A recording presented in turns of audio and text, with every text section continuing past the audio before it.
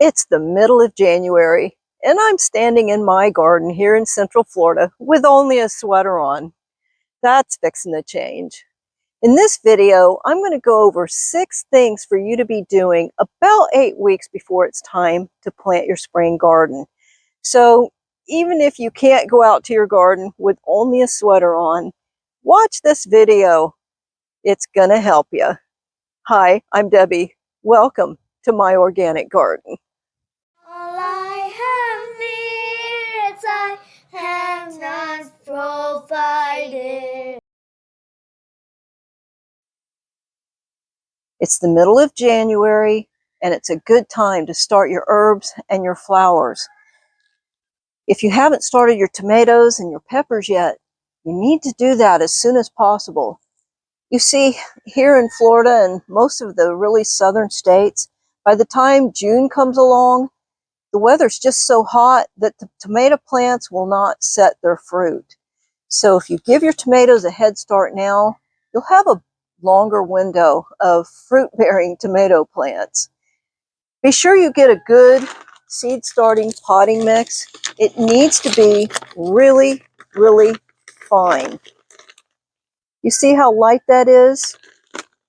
That is especially for the tiny seeds that you're going to get when you're planting tomatoes, peppers, and herbs, and a lot of your flower seeds as well. Now, I like basil. Here's marigolds I've saved the seeds from myself. Cilantro. I'm going to try some chamomile seeds. I don't have any idea if they're actually going to sprout or not. And basil that I kept from my favorite basil plant that lasted all the way through the summer. And I wrote on here, this basil grew in the garden and was very healthy and did not die in the heat. Somebody told me the name of that basil and I've already forgotten. I think that's all I'm going to do. I've got dill seed here, but you know what? It comes up volunteer in my garden, and I've discovered that I'm really not that big of a fan of dill. So that's it. That's all I'm going to do today. We are expecting frost in the next couple of days, and so all of this will be going inside my home until it warms up during the day. That's one advantage of living in Florida. You usually have warm days, even if it dips down to freezing or you have a bit of frost in the morning. I'm not going to plant this whole thing. I don't need all of that this year.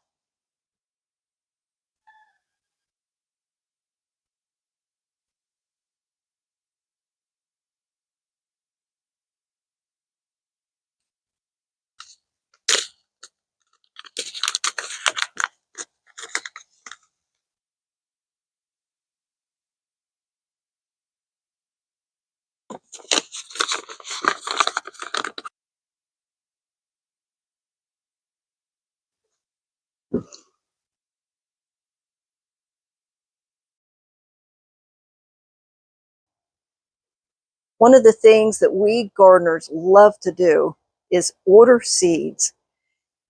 It's January, you're nice and warm in your house, and you're dreaming of your spring garden. Don't forget to order fertilizer as well. Do some research and see where the best source is. Where I live, I can send a soil sample to the University of Florida, and they will send me back the results. It's only $10, I think, and whatever the postage is to get it sent to them. So my suggestion is go online, find a university in your state that will give you a soil analysis. That's usually about the cheapest place that you can get your analysis done. In my case, what I thought my plants were telling me was true. I had plenty of nitrogen in my garden, and that's kind of unusual.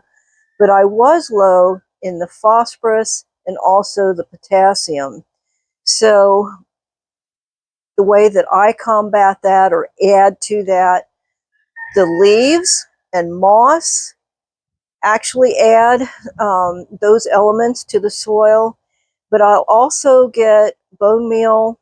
I buy Epsom salt that has no scent added to it. I buy a little bit of blood meal because the corn is going to need the extra nitrogen anyway, even though the test says I have plenty. And I just know that because of experience. I have seaweed or fish emulsion, and I only use that on the corn. There's nothing else in my garden that I need it for. That's because I have a lot of nitrogen already. Another thing that I buy is bone meal, especially where I'm going to be growing tomatoes. That adds the phosphorus, potassium, and calcium. Those are the things that I use. You might need to come up with some other things for you. One of the big problems that we're having across the United States is finding a good source of nitrogen. That's why I go to fish emulsion and blood meal. I used to use manure for many years until one day my tomato plants got deformed, and well, Grayfon, well, it was weed killer.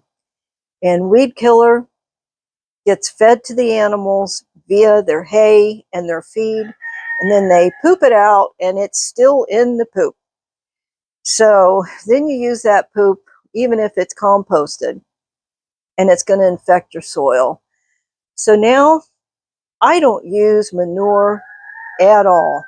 If you are raising your own animals, that's great. I hope you're not having to buy hay from somewhere else. I hope that you're completely independent and you know exactly what your animals are eating. So don't forget your fertilizer. Another thing that you can do in January is gather up those limbs that you're going to incorporate into your garden.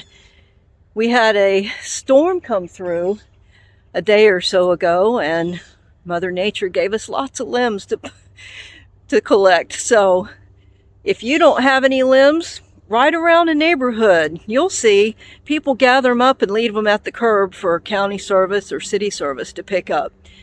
I used to do that all the time. So you can too. Another thing you can gather is moss. I found out that moss is high in phosphorus. Phosphorus is good for the fruiting part of the plant, like beans, tomatoes. Be sure that it's green, and that way, if you bury it down into your garden bed and let it deteriorate, it's also going to supply some nitrogen as well. Moss grows very plentiful in Florida, and it really doesn't kill the trees like maybe some people have wondered if it does, but that's an old wives' tale. Now you notice I'm covered. I'm wearing gloves. Red bugs can live in the moss, so you want to protect yourself.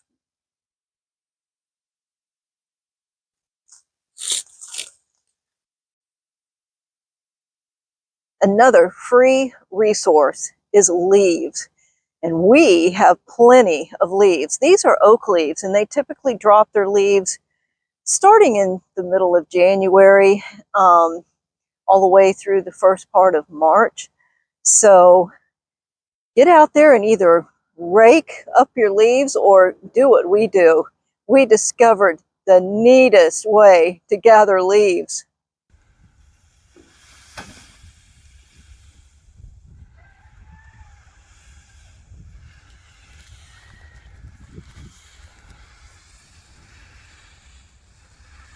Some people think that leaves or pine needles are going to affect the pH of your soil. It doesn't. If it does, it's very temporary. So I will be burying these leaves in my beds as I turn them. And I do have a video that shows you how to build up your beds. And that was a real game changer for me. My the produce just increased tremendously when I began hand turning my own beds. So I use pine needles, I use oak leaves, and don't forget all those branches that Mother Nature seems to blow down for you, gather those. Don't just throw them in a burn pile or throw them out there for the city or county to pick up. Save them and use them. They're great for your bed. So look at that video. It's a complete detailed tutorial on how to turn your own beds and how to make your garden into a jungle. One of the mistakes that gardeners can make is growing vegetables that they're really not all that crazy about. Don't waste your garden space on something that you only want a little bit of it, or maybe you just get tired of it real quick. Instead, dedicate more space to maybe something you want to experiment with, or maybe a vegetable that you realize you might run out of it before it's time to harvest the next year. This year, I personally am going to be concentrating more on legumes, and I'm going to be planting pigeon peas again and concentrating more on vegetables that have more calories to them. When we think of vegetable gardens, it's usually vegetables that are great for diets.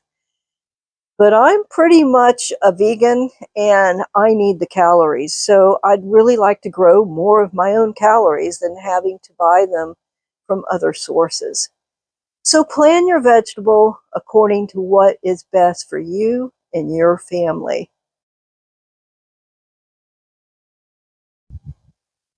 If you're growing some vegetables through the winter months, you still need to feed them.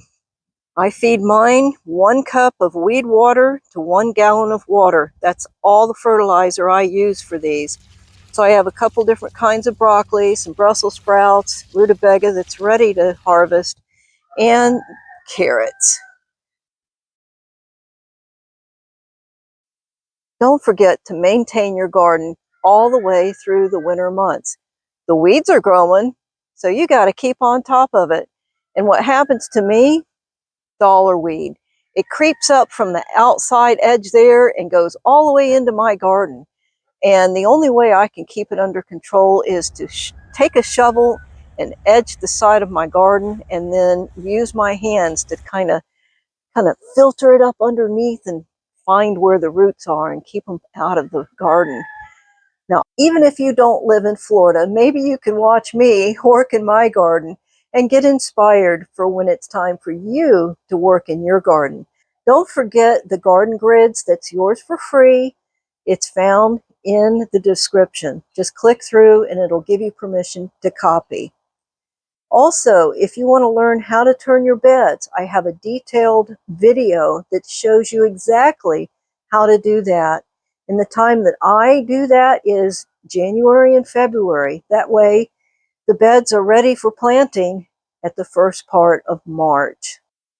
Thanks for watching. I hope it's been helpful, and I hope I've inspired you to grow more veggies. Great is thy faithfulness, Lord, unto me.